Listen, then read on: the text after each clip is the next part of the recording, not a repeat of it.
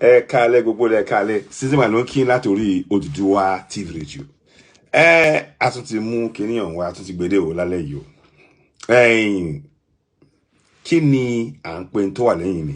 Kí la máa ń pè ní èdè Yorùbá? Ó lórúkọ tá máa ń pè. Ní èdè Gẹ̀ẹ́sì wọ́n máa ń pè lórúkọ kan. Mi ìfẹ́ dárúkọ yẹn, àmọ́ mo kàn fẹ́ mọ̀ tẹ́ bá mọ̀ ni. Àwa ń pè lórúkọ. Ó ní nǹkan táwa ń pè. Ó dẹ̀ ní orúkọ yẹn ó ṣe pàtàkì ká mọ̀. Tẹ́ bá ti mọ̀ kíní yẹn sọ. Ẹ mọ̀ nǹkan tí màá ṣe, màá sọ ti èdè ti Gẹ̀ẹ́sì yẹn fún yín. Cheese ló máa ń pè ní èdè Gẹ̀ẹ́sì, cheese. Àmọ́ kì í ṣe cheese tí wọ́n tọ́dọ̀ wá yàtọ̀. Tí màá fẹ́ ká ṣe sọ orúkọ eléyìí fún wa tí ó wà lórí fọ́nrán yìí. Ó dáa ká máa mọ̀ àwọn kíní torí a fẹ́ bẹ̀rẹ̀ sí ní di pé èdè wa kò parun.